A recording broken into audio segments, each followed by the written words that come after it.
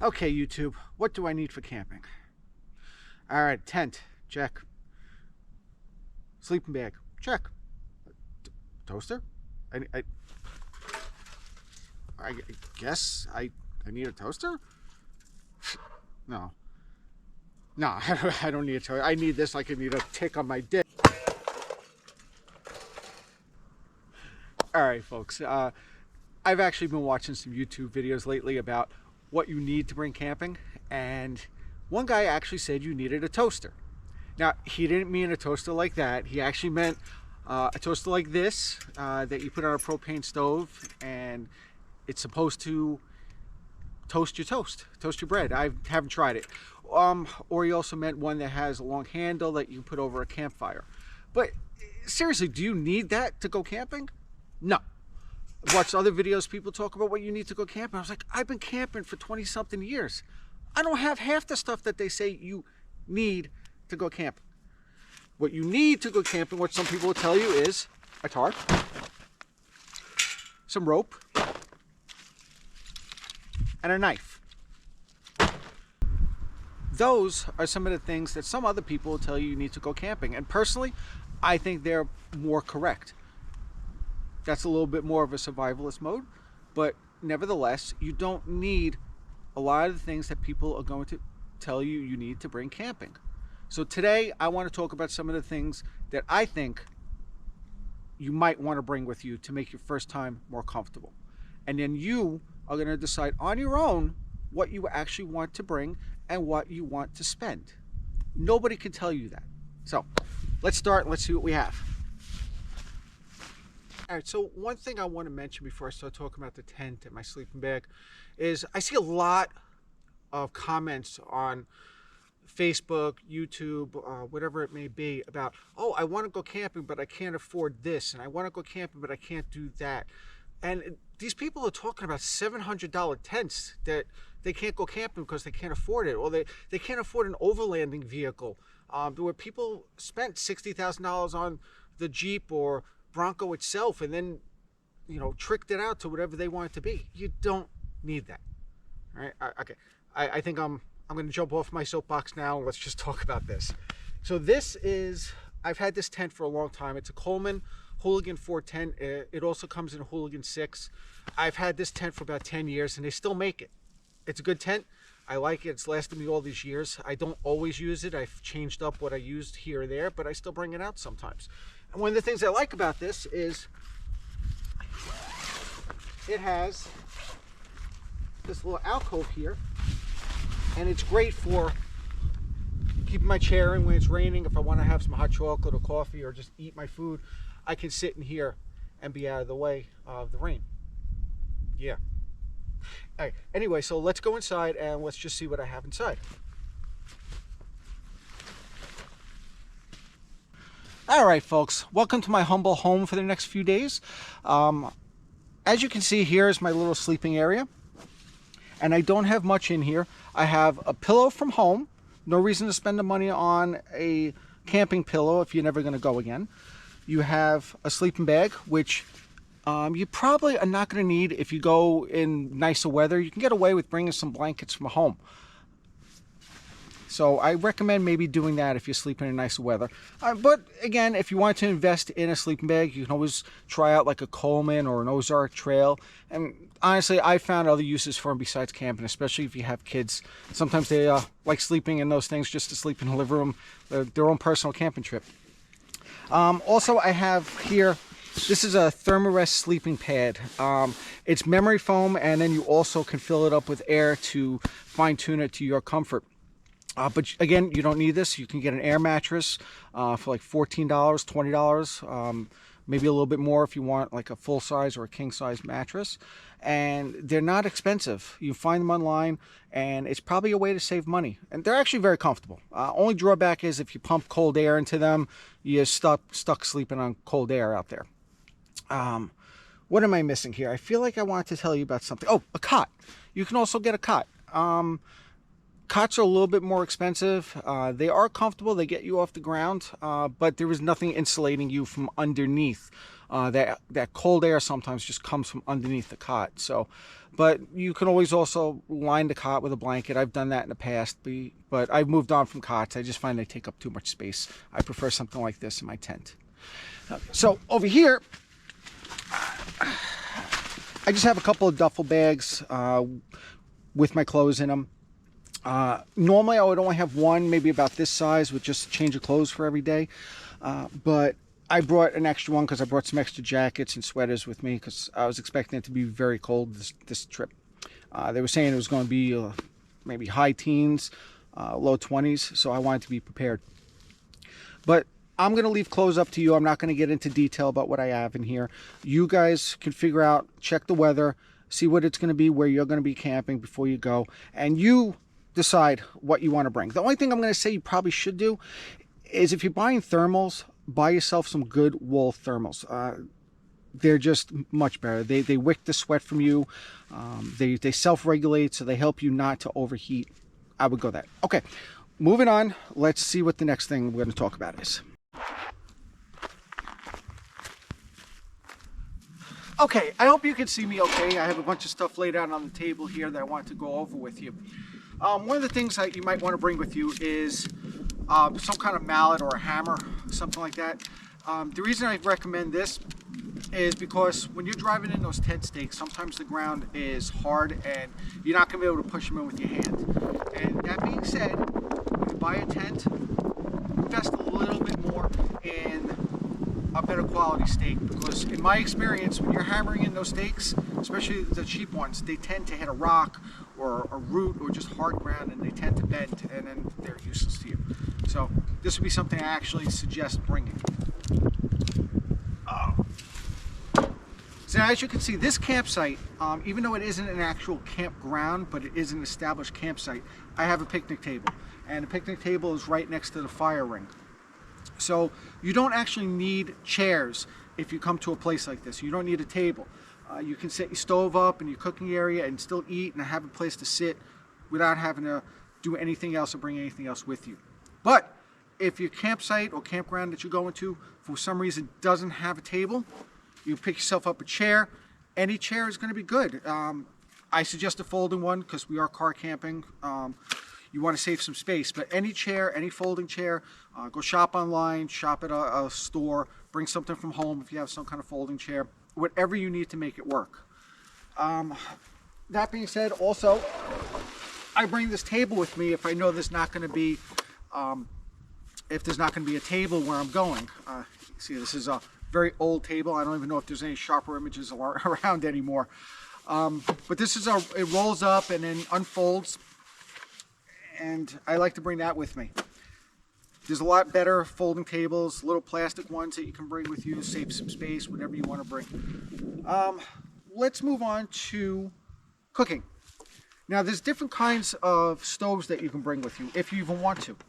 You can cook on a campfire, which I'll show you one of the grills that you can do for the campfire in a minute. But if you want, you can get a double burner stove. There's a lot of different brands, a lot of different kinds, and you can decide what you want to bring. What I'd like to use a lot of times, though, is a burner like this.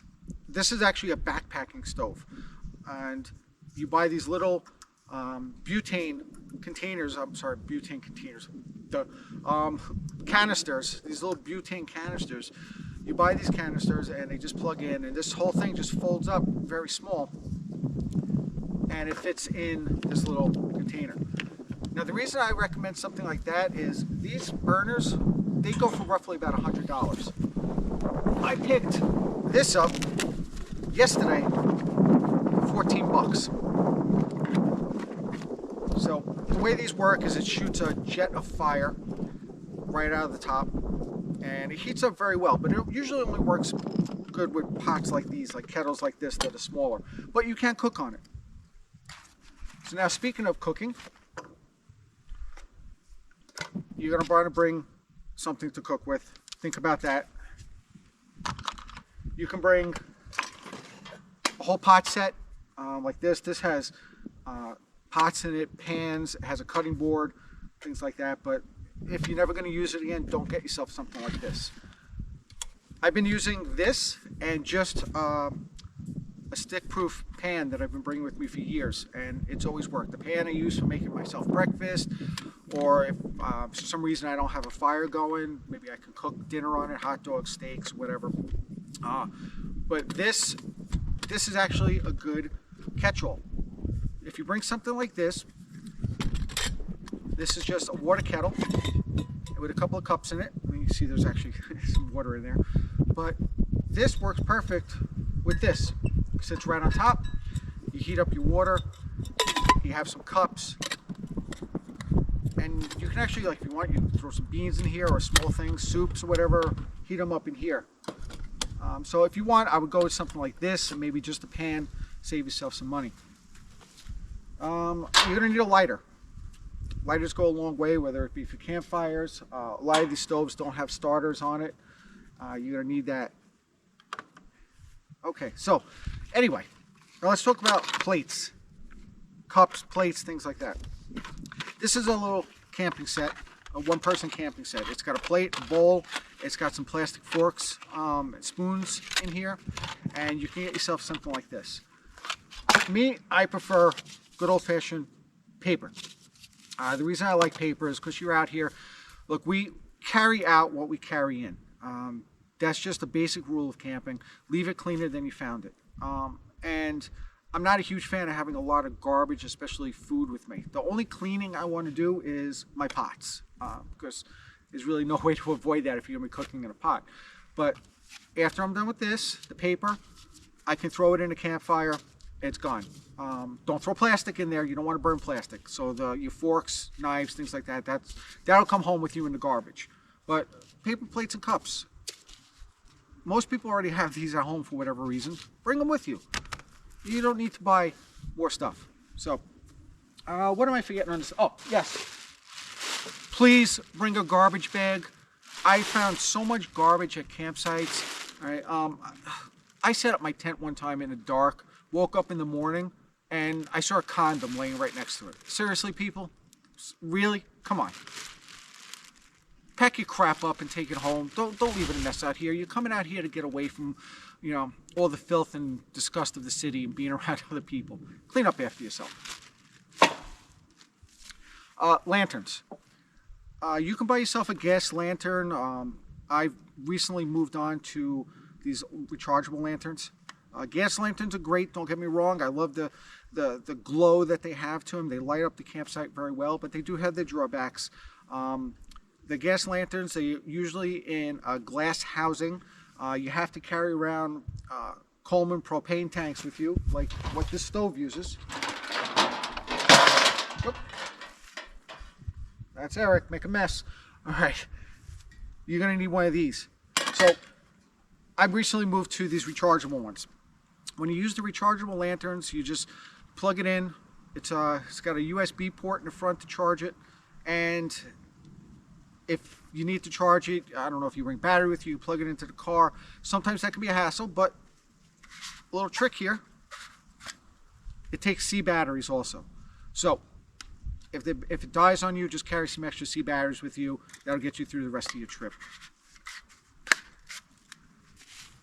So while we're on the subject of lighting, flashlight. Bring a flashlight. All right. Some people like to bring headlamps. I just recently started using that. I don't use it for much. It's good maybe if I'm setting up my tent at night or if I'm cooking or something. But for the most part, the lantern does it, and I just bring a flashlight. So if I take a walk someplace where I need to see something more localized, I have the flashlight. But these lanterns light up the whole campsite, so you'll probably get by. Okay, moving on to food. So you can bring a cooler with you. I hope you can see this. Let me adjust the camera.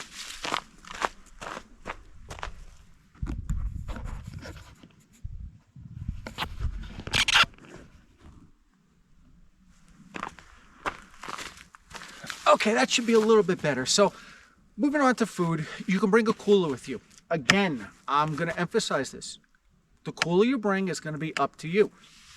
This is a Lifetime cooler. I like it, and I'm going to throw in there, I like this better than Yeti's because I feel it holds the ice just about as long. A lot cheaper. Made in USA if that matters to you. But you can bring a Coleman cooler, You can even pick up a styrofoam cooler. I mean, it's not exactly environmentally friendly, but you pick up a styrofoam cooler for cheap, and then you can throw it out when you're done. All right? So if you don't want to mess with coolers, here's another idea. Freeze-dried food. And they're not as bad as it sounds. Depending on which ones, you'd have to do a taste test, but some of these things are actually really good. So if you want, we go back to our cooking. All you need is this, water, and your food. And you don't need a cooler. You don't have to take up the space of a cooler. You don't have to spend the extra money on a cooler. And as far as food goes, again, bring what you want. This isn't about what you need, except for maybe a couple of things. But this isn't about what you need. This is about suggestions. Over here, I have my storage.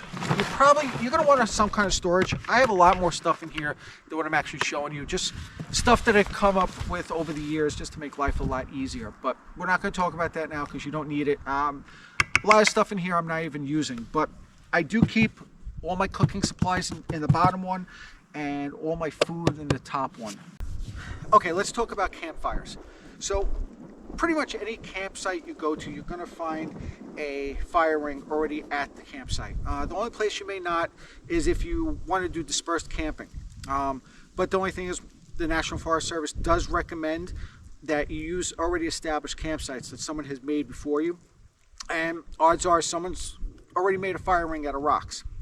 Now, when you go to these campgrounds, they usually have a grill like this that goes over the fire.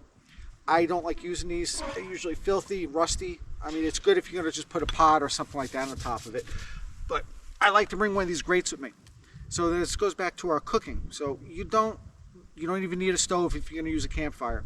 You throw one of these grates. They fold down with legs. You put it right over the campfire. You put your stove on there. You put your pots on there, your water kettle. You can cook right on this, whether it be hamburgers, steaks, hot dogs, whatever it may be.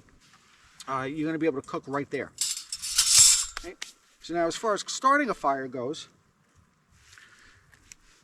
you have these tumbleweeds. These work very well. I've been using these. Actually, I use these for barbecues as well at home to get the charcoal started. And all this stuff, you put it under your kindling. You're still going to need kindling. And if you find kindling that's dry enough, which I almost never do, for some reason, every time I go, it either rains or snows, and I never have anything dry. And so I like to bring either this with me. I actually just picked these up, these Boom fire starters. I used this for the first time last night. It worked pretty well. Not the best thing I've used, but they work pretty well. They look like little cherry bombs. So you can buy something like that. This is probably the best thing I've ever used. I didn't open this box yet, but these are Polestar fire starters. You don't even need a match, and you don't even need kindling. You can just take logs, stack them up in like a log cabin form. You attach this to one of the logs, pull the string, it lights, and it's worked. I've used this before, even on like wet wood, and it will get the fire going. So you might want to bring something like this for you with you. And this is not part of my food talk.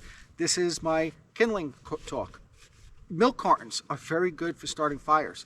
The paper and the wax help it burn for a long time. So what I do is I cut it up into sections of 4, right? And maybe I'll tear it up depending on how my fire is going and how I'm starting it. But milk cartons, they actually are very good fire starters. All right, so while I was talking about the campfire and things that you want to use to start a fire, you might have seen these in the background. This fire pit I just picked up before this camping trip because there was the possibility of a no burn order. And I've camped 3 years in a row where at least one time there was no burn orders. And I got tired of not having a fire out there. So I picked this up on a whim along with a 5-pound propane tank. And I will do a review in that in another video. So look for the link here, down there. It'll be somewhere. Look for that link, and let's get back to what you need to go camping. Okay, let's talk toiletry and water. So I like to use this ammo can to keep some of my stuff in just because it keeps it organized. So in here I have camp soap, And depending where you're going, you might not need it. Some campgrounds have it. You might still want to bring some kind of soap with you, even if they have bathrooms, in case they run out. But I use this camp soap. It's biodegradable, so you're not leaving suds in the dirt or the waters near where you're camping. I keep toothpaste in there. I keep hand sanitizer, and I keep contact solution and my toothbrush, and some extra little wipes that I have with me. So some toiletries that I like to bring, again, fine tune it for. And I just bring paper towel with me. A lot of people like to actually bring towels for drying their dishes, for drying their hands. Again, we're coming back to, I want to keep things simple, and the less I have to bring home with me, the better. So I like to use paper towel, which I can just throw into the fire when I'm done, and it just burns up, and that's it. I mean, I'm sure someone's going to complain about this, but you're already burning wood, so I don't want to hear it. And anyway, as far as water goes, you can just pick up a jug like this at a supermarket, and you just pull the spout, and you have running water to wash your hands, to fill up your water pots, whatever you need. This is another style jug. This is 5 gallons of water. I picked this up on Amazon, 2 of them for I think less than $10. And this is great because it folds up flat.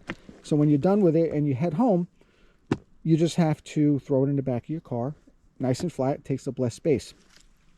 Again, you might not need this stuff. If you're camping at a campground that has running water, you may not need this, or you may want to bring your own water with you as well. That's totally up to you. Okay, so I think the last thing that I didn't cover is, where do I go to the bathroom? Now this one is going to be very, very site specific, because if you are at an established campground, state, private, whatever it may be, you're going to have bathrooms. There's also a place that I like to go in the Adirondacks of New York where they have outhouses. So again, you might not need to bring anything other than toilet paper. Bring toilet paper. Keep yourself clean. So let's see what I actually bring with me on these camping trips when I go outside of an established campground. Okay, let's talk bathrooms. So again, if you're staying at a actual campground that has bathrooms, you don't really need to bring much with you. I suggest you bring toilet paper, because you never know when they're going to run out, just like soap. It's good to have on hand. It doesn't take up much space to bring a little roll of toilet paper, especially when you crush it like I did with this. But if you're camping at a more rustic site where there's no bathrooms and no outhouse, there's a couple of things you can do. And no, you don't just go pick a tree and take a poop. Right? What you're going to want to do, bring a shovel with you. This is a small shovel, doesn't take up much space, or you can get it yourself a collapsible shovel. None of these things are very expensive. I don't remember how much I paid for this, but it's not very expensive. You go in the woods, a little bit away from your campground, away from water, dig a hole, at least 6 inches deep, I believe. 12 inches? Well, let's go 12, because that's usually what I actually do, but I think 6 inches is the norm. Do your thing, wipe your butt, fill it with leaves, and put the dirt back in, and there you go, you did your business. But if you don't want to do that, you can step your game up a little bit, and you get one of these. Now, this is borderline glamping, I'll give you that. But if you're camping someplace where there's no bathrooms, it really is, it's a lot easier. I picked one of these up a couple years ago to convince my wife to go camping with me outside of a campground. And this thing is great. Water goes in here. Don't worry, this is actually brand new. It hasn't been used. My last one broke, and I'll talk about that another time. But you do your thing, you open it up, you push the button, it flushes, you close it, and you're good. You may need to clean it a little bit, but you can bring one of these. Again, not a necessity. I've been using a shovel for years before I got this. All right, so one of the last things I want to talk about bringing is a first aid kit. A first aid kit can just be something as simple as Band-Aids and some ointment. This one has some other gauze pads, cold packs. You pick this up at any pharmacy, online, wherever you want. And let me tell you, just having even a simple kit can save you a trip. One time I was doing something stupid, and because we all do, and I sliced my finger open. And it took me a while to get the bleeding to stop, but because I had a first aid kit and I had water with me, I was able to clean it out well. I was able to dress it properly and finally get the bleeding to stop. And I was able to salvage my trip. And it looked pretty bad. Once I cleaned it, I saw I didn't need stitches. But I would have had to end my trip right then and there because it seemed pretty bad at the time, and this saved my trip. So if you're not worried about it saving your life or a limb, at least a small expense can save your trip. All right, so anyway, I think I pretty much covered everything. I like to babble on these videos because I don't script them. I just go right off the top of my head with what I want to say. But my whole point was, while I was out here and before I came, I watched some videos about what you need to go camping, and I was just like, this is ridiculous. Some of these videos made me not want to go camping. So if you made it this far, I appreciate it. Check down below for some of the links. I'm going to do some videos on some of the things that you saw here today. Definitely the fire pit, and I haven't reviewed that toilet yet. It's my second one. This one was brand new. I want to talk about that. Anyway, please like, subscribe. Let me know in the comments what you'd like me to do next, or if you'd like me to go someplace. Please keep in mind I live in the Northeast, so don't tell me to go out to California. That's not happening anytime soon on a camping trip. Anyway, thank you for joining me. I'm Eric from Dabbling Outdoors. Enjoy your trips.